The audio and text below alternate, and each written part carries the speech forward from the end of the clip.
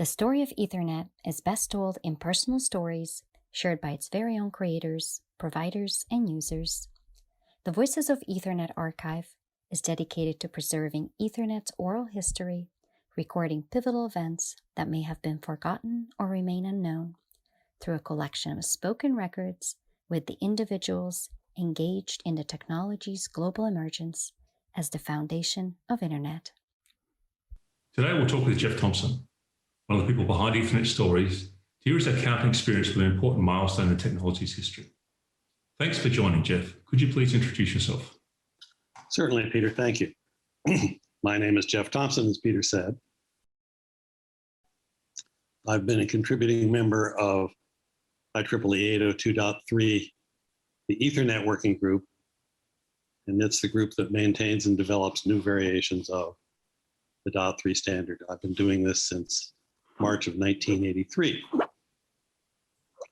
Among many other duties, I was chair of the working group from 1993 until 2002. During that period, we developed and approved standards for 100 base T and Gigabit Ethernet, including 1000 base T. Those standards effectively cemented Ethernet as the top dog in wired LANs. So, and created the base T ecosystem we know today. Yes, indeed. And we'll talk a little more about that later. Cool. So what was the driver to get involved in Ethernet, right? So where did you start? Well, I was a very, very early customer of Ethernet. I worked at Xerox Research. I was working on laser printing, and David Boggs, the co-inventor of Ethernet, provided my colleagues and I with a couple of the first Ethernet boards. The multiple computers that we had in our labs could trade files back and forth. That was sometime in 1974. So I was an early user of the experimental Ethernet at Xerox. I switched from research over to development in 1981, and early in 1983, I was doing hardware logic design for a Xerox workstation. And one of my tasks was to do the Ethernet interface board. At that point, Xerox, along with Intel and DEC, had released the open spec for Ethernet. They did that in the fall of 1980. And this was 1983, so .3 had not yet fully approved their version of what was more or less the same spec. So my motivation in going to .3 was to try to make sure that my design would be fully interoperable with hardware which conformed to either flavor of the spec. So if you go back, just as a clarification, I've read some of the story. There was a name for that laser printer, I don't remember. But I think it was effectively the first, it was the granddaddy of all laser printers. Is that correct to say? Yes. The first laser printer was called EARS, which stood for Ethernet Alto Raster Slot. Slot was scanning laser output terminal. That's the name I remember hearing of, or it was slot. My boss built a page-a-second laser printer that sat on the early Ethernet network at Park and serviced the entire community. Yes, I worked for Gary Starkweather, who was the inventor of the laser xerographic printer. So that's two different key technologies you were sitting at the boundary of. Yes, and there was a third, which was the Alto personal computer. So the triad that Park came up with in the mid-70s, which was, quote, the office of the future, unquote, So if I recall correctly with the Alto, it was the bitmap display and a mouse and everything else, and it was revolutionary in terms of a computer on every desk. A computer on every desk and a keyboard under every employee's set of fingers. And if I think through that, then Ethernet was the glue that sort of connected those different innovations together. Well, that's certainly one theory, and it's certainly my theory. If you thought about it, right, what's your part of the Ethernet story, right? Like when you came in, what was happening? Well, they were trying to put together a task force to do a spec for the repeater for 802.3. That piece had not been done adequately in the earlier Ethernet spec. So I got involved with that along with Ron Crane, Pat Thaler, a fellow by the name of Aidan Paul from BICC in England, a fellow from HP who's disappeared, and a couple of other folks. So what was not done adequately, right? I mean, my belief is that the goal of standard is to make sure that stuff, minimum requirement is to make sure vendor A to vendor B to vendor C work together. Yep. There wasn't enough there to do that. It was just that simple. It was an outline sketch for what they wanted the repeater to be, but it was not a complete spec. So we changed it from a 2-port device, or they called it 2 half repeaters connected by a fiber optic link.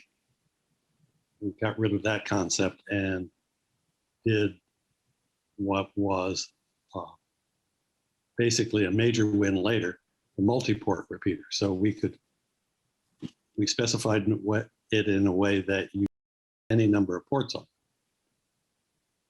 And that proved to be very valuable later on. And in today's terms, someone would call that thing a hub. And in fact, a hub was the commercial term for repeater. So the standards term are repeater and bridge, and the commercial terms were hub and switch. I might differ on that one a little because I used to sell bridges, and we started calling them switches when it went into hardware. So we tended to call them bridges when they were software and switch when it became hardware. Not worth you and I arguing about that. Certainly not on this tape. So that was the first part, right? What came in next? Well, 10 base T. And the major accomplishment there was getting away from coax, which you ran down a hallway, to using phone wiring, which all had individual legs and centralized in a phone closet. Now, this was very important because right about at that point in time, up until that point, all phone wiring was literally owned by the phone company. They paid for it, they put it in.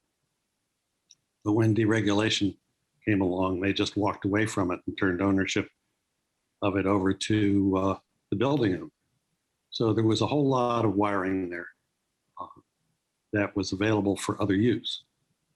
By the way, AT&T overbuilt the amount of wiring in a building enormously. There's financial reasons for that I won't go into.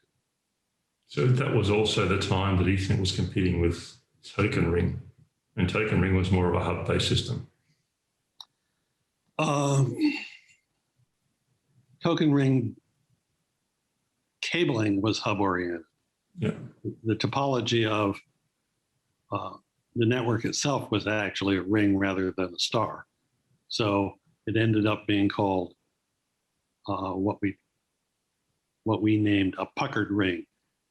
So I read something recently talking about some of these technologies, and they made the point that one of Token Ring's selling advantages was the ability to have the central point to look at this, and it was easier to add and remove. And going to 10 base T, apart from being able to use the 8-inch cabling added that ability into Ethernet?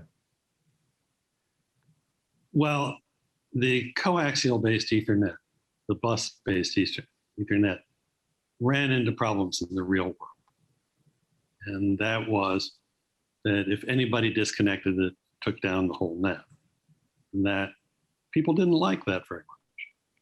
So 10BASE-T gave every station its own leg into a centralized hub, and you could maintain the network from that hub. That was the big advantage. Plus, the huge advantage that we got was it was free. It didn't take special wiring. The wiring was already there. The cabling was already there. And it gave us a tremendous leg up. So sort of relating into that topic, part of what's in the hub part was the ability to actually be able to really usefully manage that system, right, effectively. And I know that management has been a key part of what you've been interested in. So you want to talk about what actually prompted the physical aid developers to have to tackle this? Well, that was the great theory that a hub would let you manage the network. And I was involved in starting the project to do the definitions for that. And we took a couple of stabs at it, trying to get the project approved at .3, and they went nowhere. And we really had to boil it down to its least essence in order to get the project approved.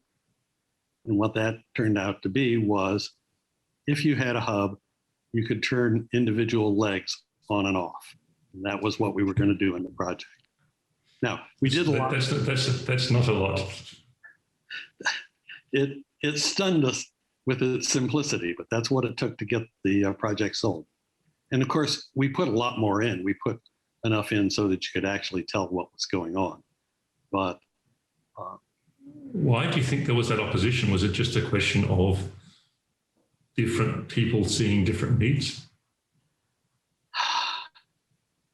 Yes, and different sensitivities to what it took to have an interoperable network.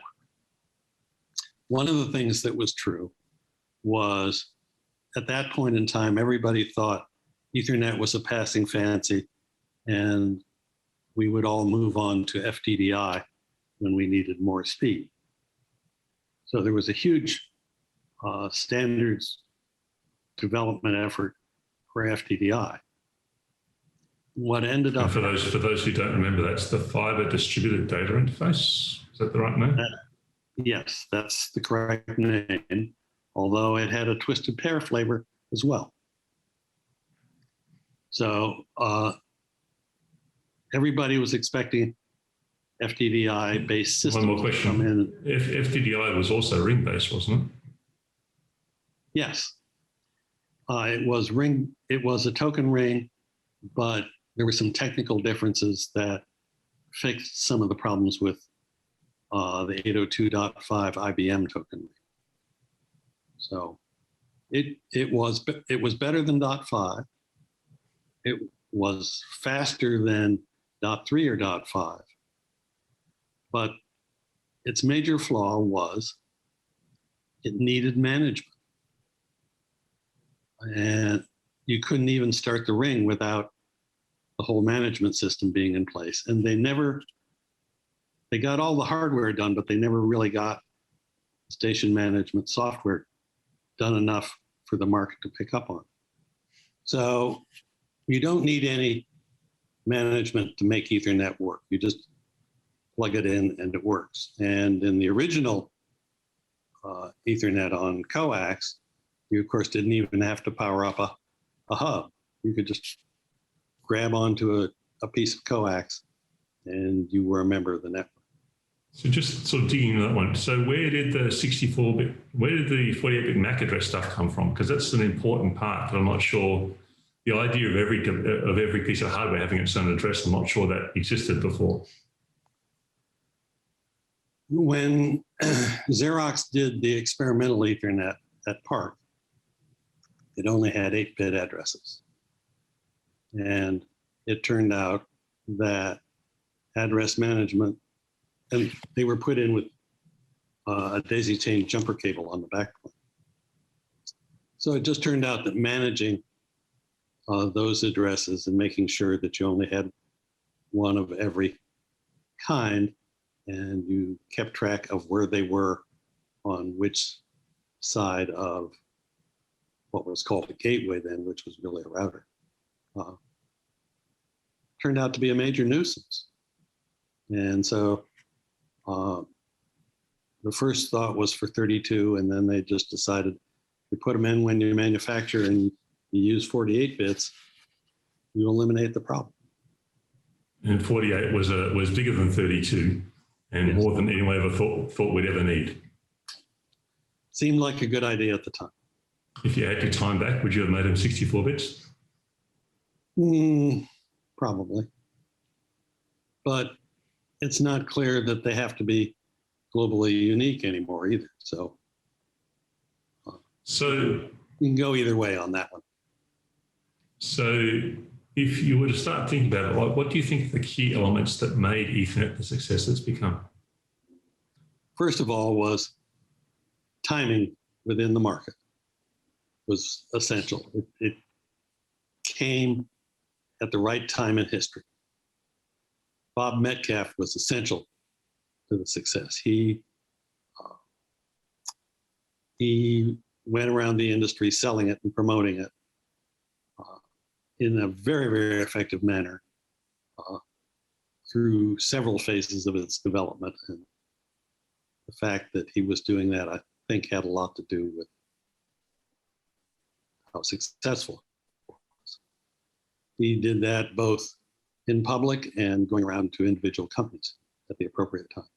So I did just recently read, there's a history of 3Com that someone wrote, which I recently read, and that covers that in a fair bit of detail.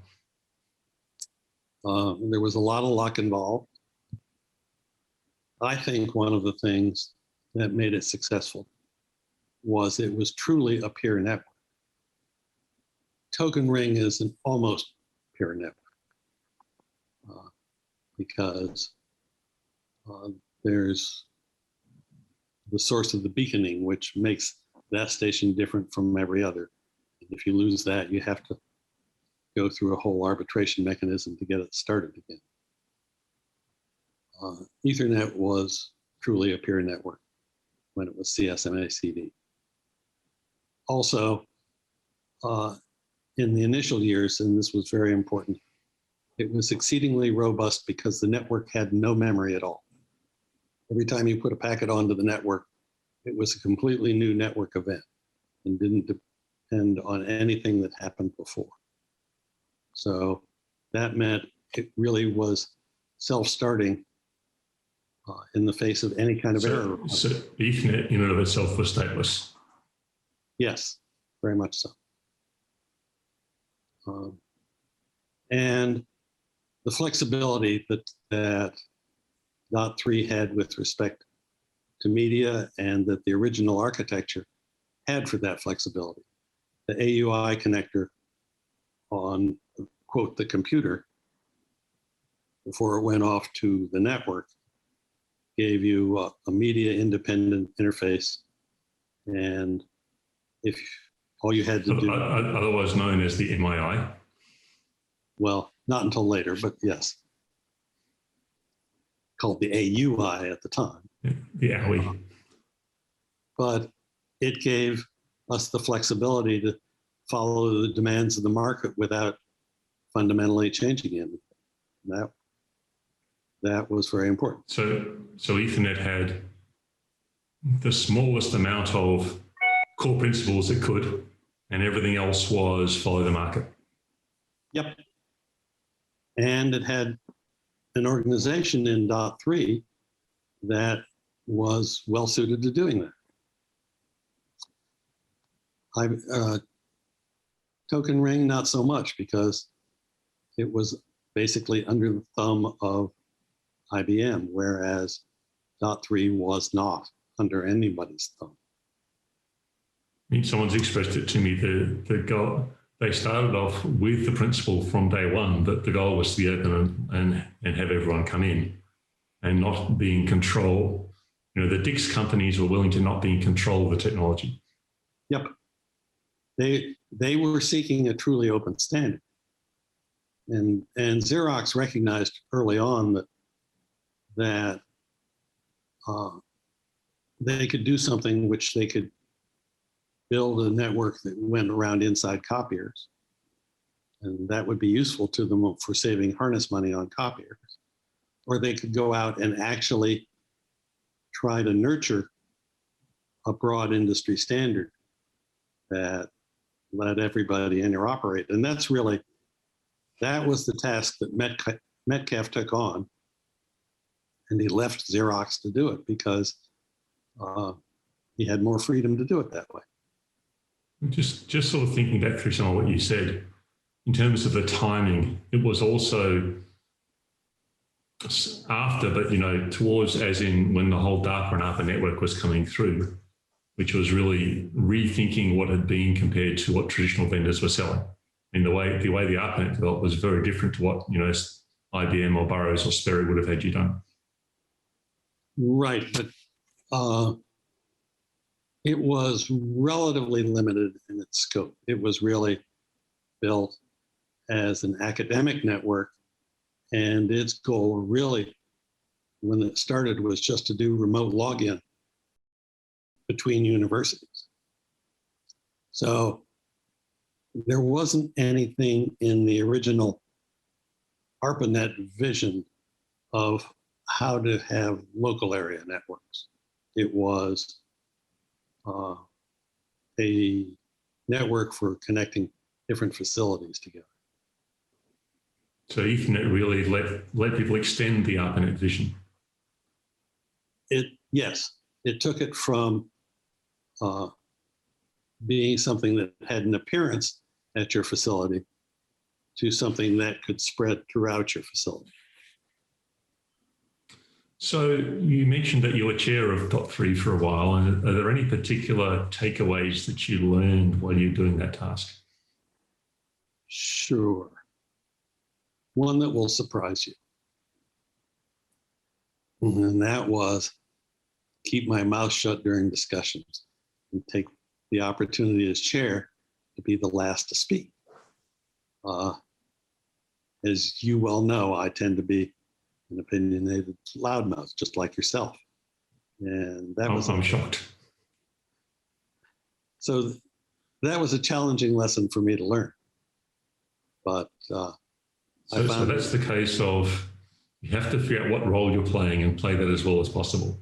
And not all roles have the same role. Not all positions have the same roles and responsibilities. Right, and it was easier to move an idea forward with the group if the idea had come from the floor than if it was my idea. So it really was learning to work with a consensus operation. And I think that was important for me, and I think it was also very important for Dot3.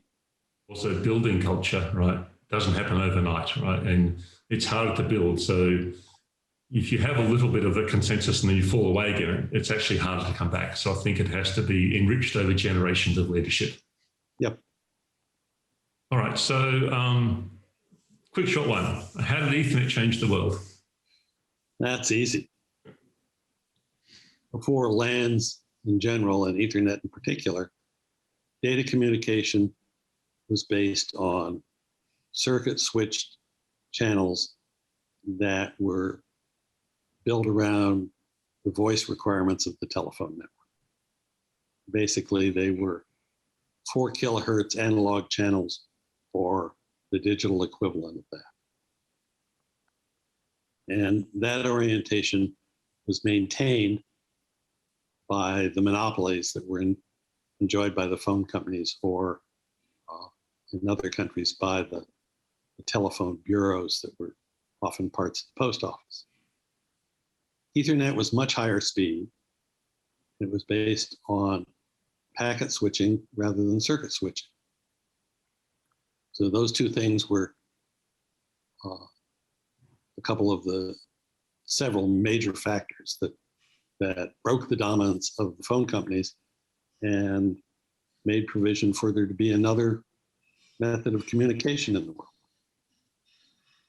So it was very significant. Okay, so I know you're still active and a man of strong opinions. So what are the areas of Ethernet development that you're most interested in today? We've gone from being a pioneering standard to being a very mature standard. And so now we're filling in little market niches that... I checked the other day, in 2018, we're up to 5,600 pages. Yes. Not all of them successful, but... Not all of them successful. But we've seen people come in to .3 with specialized requirements that are different enough that they can't or haven't been serviced by what we already have in our standard. And so we're doing some fill-in. And so that's interesting. What do you think of our idea of doing this oral history and getting people's stories down? Well, I love history, so I think it's a good thing.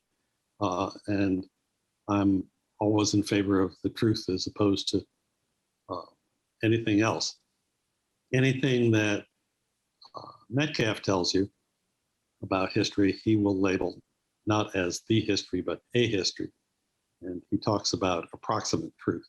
So I believe he's pretty correct in that. I've learned by being present while history was being made that what gets written in a book is not quite the way you remember it, but it's not wrong, and very often it's good enough. So, and from some points of view, history tends to be like a photograph of a real scene, and it gets some key parts and it misses some others. Yep. And where you take that photograph from, your point of view, that matters a lot. And who has the camera? And who has the camera? I think Bob said to us, it depends which meeting you're at, right? Which session, which bar. Your story is somewhat different. So we appreciate hearing stories today from Geoff Thompson. Thank you for joining. You're very welcome. Tune in to hear other voices of Ethernet as we continue to document the evolution of Ethernet since 1973 and explore where the technology's story might go next. Thanks for joining.